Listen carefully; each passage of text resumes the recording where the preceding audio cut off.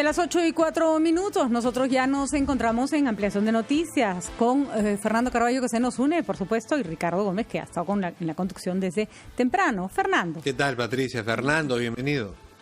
Gracias, Ricardo. Buenos días, Patricia. Acá, dispuestos a comenzar un nuevo día que tendrá su lote de sorpresas y esperemos que algunas buenas noticias. Ayer me pareció importante este rastreo que se ha hecho en estaciones de metro, tanto en el norte de nuestra ciudad, San Juan del Urigancho Noreste, como en el sur, Matelini, donde se ha establecido diferencias importantes, ¿no? Un poco más de 15% en el sur, mientras más de 44% en el norte, pero en ambos casos se trata de cifras de personas que no saben que están infectadas, que son asintomáticas y sin embargo las pruebas rápidas muestran cuánto ha penetrado el virus en nuestra población, de manera que es una buena iniciativa. Ojalá que se pueda seguir practicando todos los días y que tengamos un mapa preciso de la situación del virus en nuestro país para diseñar políticas adaptadas a eso. Así es, lo más cercano posible y además trabajar sectorialmente, que es lo que mejor ha funcionado en otros países.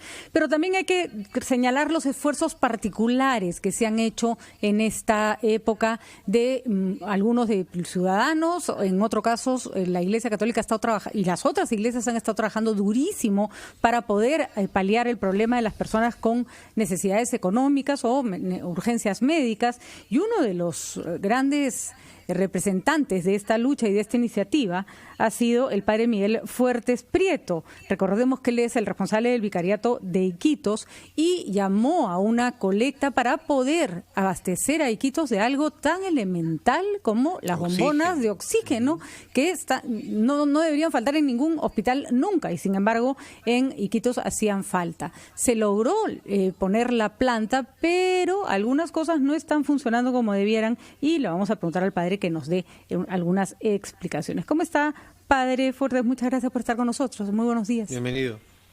Buenos días a ustedes, a todo el equipo que siguen laborando en medio de esta pandemia. Bueno, y a todos los radioescuchas del Perú que siguen RPP Noticias. Nadie puede negar, padre, que su tesón y su perseverancia, ojalá la tuvieran más peruanos para poder salir de este problema. Y logró usted lo que se había propuesto, que hubiera plantas de oxígeno en Iquitos. ¿Están funcionando como deben o han encontrado ustedes algunos problemas? Entendemos que se han presentado algunos problemas en la operación. Bien, bueno, es gracias a la colaboración de muchísima la ciudadanía de Iquitos y del Perú, porque de diferentes partes del Perú han colaborado, y de muchos loretanos y peruanos que viven en el extranjero y que se han movido, han colaborado y han buscado colaboraciones, ¿no? O sea, es un esfuerzo bastante universal, ¿ya? Y es eso que se ha conseguido. Y se ha conseguido, pues hasta el domingo teníamos 1.900.000 soles, ¿ya? Casi 2 millones de soles. Porque estaba previsto en un principio comprar una plantita de oxígeno, ¿no? Pues se ha convertido ya en 3 plantas que hemos comprado.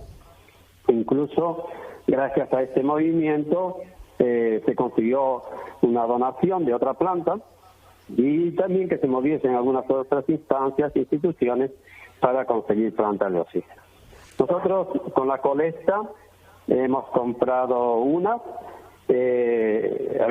primera planta que ya está aquí, está en funcionamiento, que es la que ha tenido ciertas dificultades, perdón.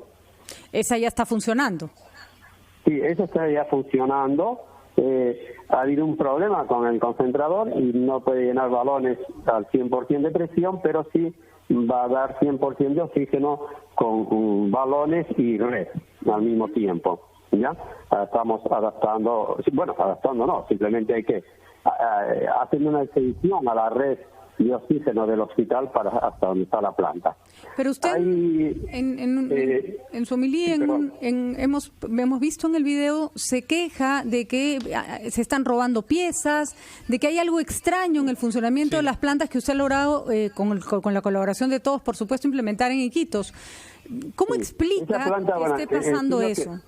Lo que he dicho, que pues por el día ha estado funcionando perfectamente y después cuando se deja funcionando por la noche, las personas que están ahí, ¿por qué razón? No lo sabemos, yo no he dicho nada, o sea, no he hecho denuncia o se ha hablado de boicoteo, simplemente que un día amanece una manguera rota, cuando son mangueras nuevas, y el día siguiente una brida también rota, ¿no? Entonces, mal manejo, o incluso, porque ahí ha habido algunos... Podría ser, padre, ¿no?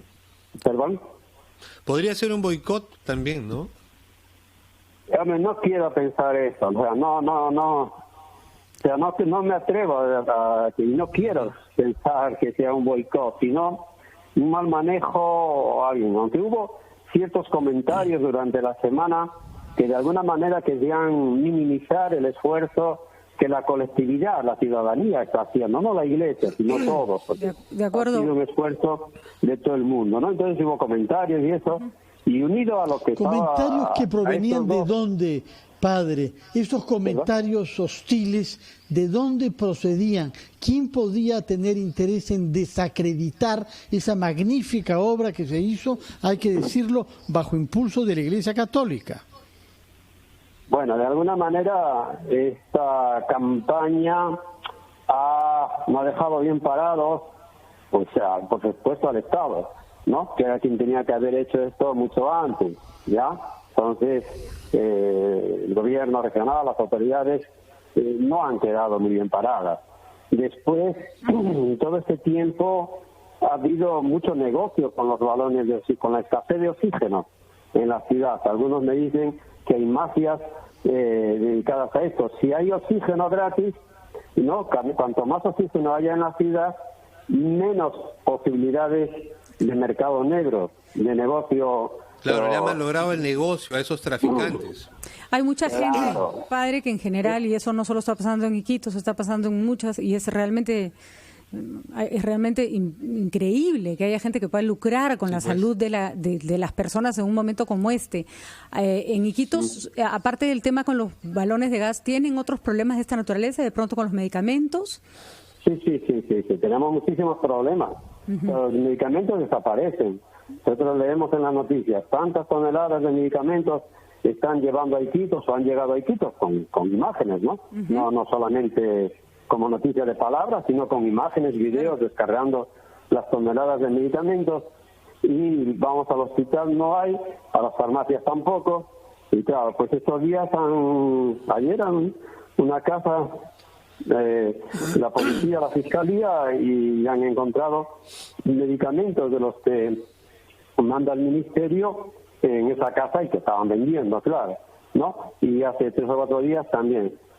Ha sido un negociado muy duro, muy fuerte y muy mortal, porque este negocio mata gente, ¿no? Personas que tengas que pagar por un paracetamol 15 soles o 20 soles, pues claro, 10 paracetamoles, que es lo mínimo para empezar, ¿a cuánto asciende? Y la mayor parte de la ciudadanía no les sobra el dinero, es más, se están buscando para comer.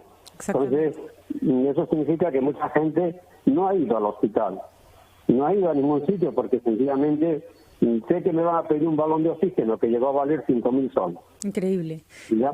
Y me van a pedir medicina que vale 300 soles unas ampollas, etcétera, ¿no? Entonces sí, ha habido un negociado muy fuerte, igual que en el Perú, creo, ¿no? Sí. En muchísimas partes. Fiscalía, Contraloría, Fiscalía, Policía, ¿están atentos a esto, padre, o no se dan abasto o tienen problemas para controlar? La semana pasada y ayer ha salido que han descubierto 2 o 3 casas donde estaban vendiendo medicamentos robados. De la venta de oxígeno, el negocio de oxígeno, no he escuchado, no ha salido noticias, me ha dicho, de que haya salido nada, ¿no? Alguna detención por la cuestión de oxígeno, sí por las medicinas. Pero teniendo en cuenta todo esto de las mafias, de los comentarios que había habido, hay intereses políticos también en el oxígeno, ¿no?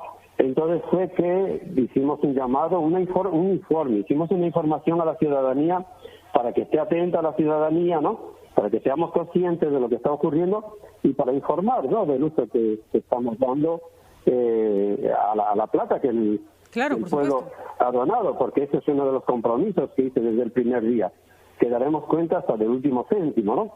Y es lo que estamos haciendo. A propósito de eso, Monseñor Fuertes, hemos hablado naturalmente sobre la mezquindad que hay en torno a estas iniciativas, pero que sería útil también destacar quiénes han contribuido para que Loreto se vea reforzado con equipos. Tengo entendido que hubo una planta de oxígeno donada por una empresa minera, pero han habido muchas otras personas, empresas y personas naturales que han hecho donaciones, ¿no? ¿Quiénes han contribuido? Pues aquí se forma delante de la parroquia de la catedral, que es donde yo estoy de párroco. Todos los días hay tremendas colas para el banco, ¿no? Para cobrar en el banco, para entrar al banco.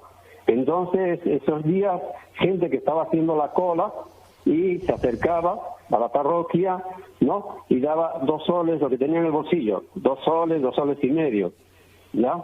Hay muchísima gente que ha colaborado así. Hay gente que ha colaborado con $1,000 y hay gente, bueno, hay unas instituciones claro que sí, de España que siempre nos ayuda, una ONG que ha colaborado con 70 o 80 mil dólares, ¿no? Claro, debe haber tenido aportes de todo tipo, pequeños, grandes, medianos, y eso da cuenta de la solidaridad. Padre, le vamos a pedir que se quede con nosotros un momento después de la pausa, porque queremos que nos cuente qué está pasando con las comunidades nativas que han denunciado que el contagio les está llegando vía la supuesta ayuda que les van a entregar. Con eso volvemos después de la pausa.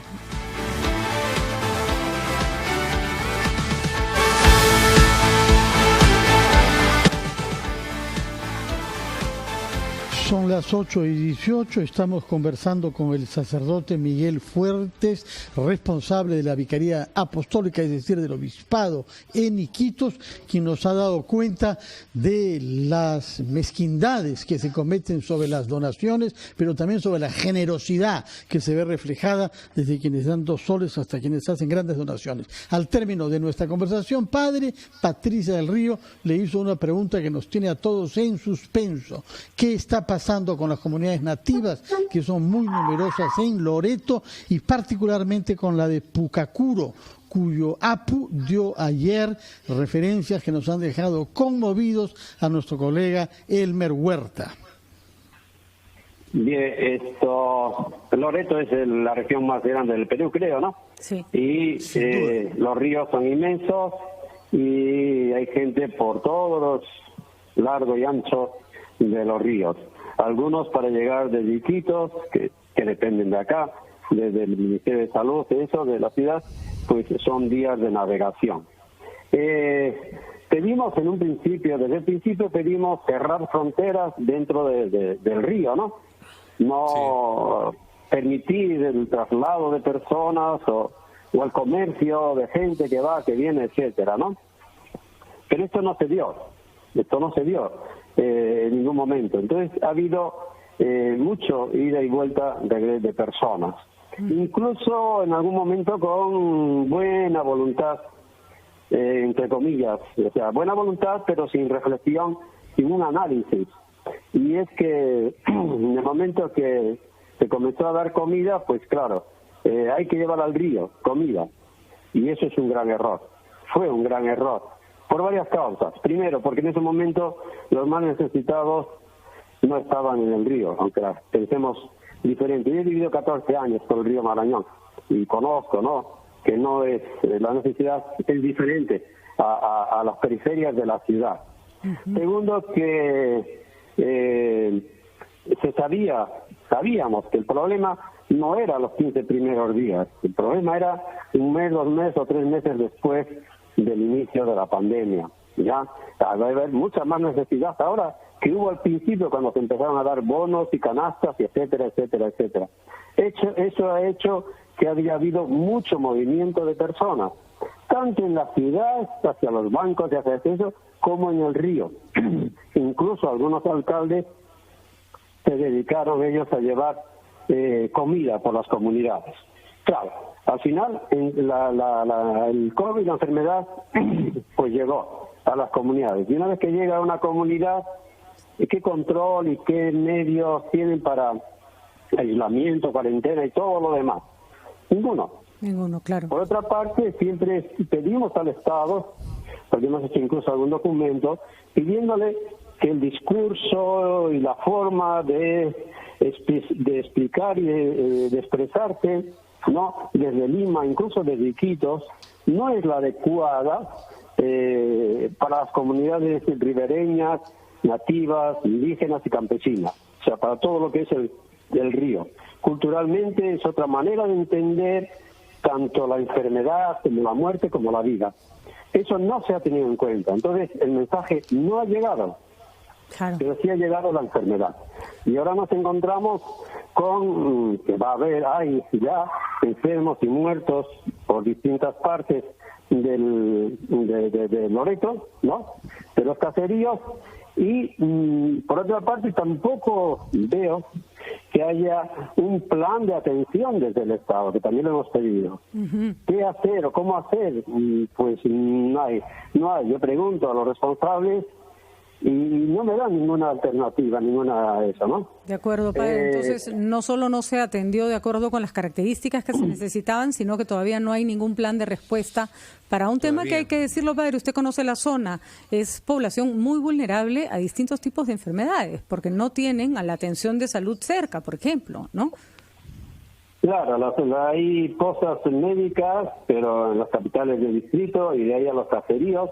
Y después, pues no sé, no se les ha preparado, porque yo, concretamente en el río Marañón, Santa Rita de Castilla, fue el jueves o viernes pasado cuando hicieron pruebas y detectaron, comenzando por la misma posta. O sea, quien llevó el coronavirus fue el personal de la posta, el Estado mismo. Tremendo, es quien ha llevado la enfermedad. Bueno, no se me ocurre ninguna palabra para expresar lo que eso significa. Tristeza. Padre Fuertes, usted nos ha dicho que no se ha sabido transmitir de una manera adecuada a su cultura, a su mentalidad, la realidad del coronavirus. ¿Cómo lo hubiera hecho usted? Y pienso sobre todo en funcionarios públicos de buena fe que puedan estar escuchándolo y que quieran aprovechar de la experiencia de décadas que usted tiene viviendo cerca de comunidades nativas. ¿Cómo lo hubiera hecho usted? No, la pregunta es cómo lo hubieran hecho los nativos, ¿ya? Ellos eran los que tenían que ver. Hay organizaciones indígenas, hay profesores bilingües, hay APOS, hay personas, antropólogos, que conocen cada cultura. Y cada cultura incluso es diferente. Sé que son muchas, es verdad, pero hay más señales. Por ejemplo, hay alguna cultura que nunca nombran a la enfermedad. Porque nombrarla, hablar de COVID y coronavirus, es atraerla. Así es. Entonces, y nosotros occidentalmente, ¿no?, desde Lima, de los que somos de fuera, lo nombramos sin ningún problema. O sea, tenían que haber. ¿Qué ocurre? No solamente a nivel indígena, mi impresión es que no se tenía en cuenta la opinión o eso de la sociedad civil en general. Usted bien lo dice. En Iquitos ciudad, yo a mí personalmente te represento la iglesia, ¿no? Y tenemos una experiencia de años. Pues recién cuando hemos hecho la colecta me han convocado, invitado a ver qué podemos hacer, ¿no? Creo que tiene la iglesia, padre. Sí, padre, tiene la iglesia, por ejemplo, en Iquitos. Sí, la iglesia tiene, conocemos el trabajo de Cáritas, pero en Iquitos, su vicaría, la Iglesia Católica, ¿tiene la capacidad, por ejemplo, para distribuir ayuda? Tenemos capacidad para distribuir ayuda, pero que no es el problema principal. ¿Cuál es el problema? El problema es la enfermedad. El problema principal ahora sí ya se está convirtiendo la cuestión alimenticia. Y hemos repartido, la iglesia está repartiendo comida desde el primer día sin problema, ¿ya? Pero el problema no ha sido tanto la comida, ¿ya? El problema ha sido el manejo de la enfermedad, la prevención. Por ejemplo, hace unos años había promotores de salud formados por la Iglesia y por otras instituciones por todo el río. El Estado desactivó eso porque ya hay médicos, porque los médicos visitan, cuando visitan y tienen gasolina, si no, no. Entonces, se podía haber, si hubiesen contado, si se hubiese planteado lo que es la enfermedad y cómo viene y demás, se podría haber recuperado a esas personas que viven en sus comunidades, que conocen cómo transmitir, cómo tratar, que saben diagnosticar las enfermedades básicas, podrían haber aprendido con esto, igual que se les enseñó cuando el cólera, ¿ya? Cuando tuvimos el cólera en el Perú, año 90-91, en el río fue donde menos gente vivió, donde menos gente murió. ¿Por qué? Porque había promotores, porque se sabían, porque no eran capaces de remar 10-15 horas en busca de suero y de ayuda. Eso no lo van a hacer las postas médicas. Así es, muy bien, padre. Creo que queda claro que hay un soporte de la sociedad civil. Hay que recordar que las comunidades amazónicas están bastante bien organizadas, tienen sus propias formas de trabajar que no se han aprovechado, y esto está costando caro en este momento. Nosotros le damos las gracias por haber confiado en nosotros y acá estamos para cualquier denuncia o ayuda que necesite, porque la verdad que el trabajo que ha hecho usted en Iquitos es absoluta, el que ha hecho usted, y lo repito, con el apoyo y el trabajo de todos los que han estado a su alrededor y que han logrado que la gente, haya mucho más gente que sobreviva al COVID, y aquellas personas que se están aprovechando para lucrar con la enfermedad, algún círculo del infierno los estará esperando, padre. Muchas gracias por haber estado con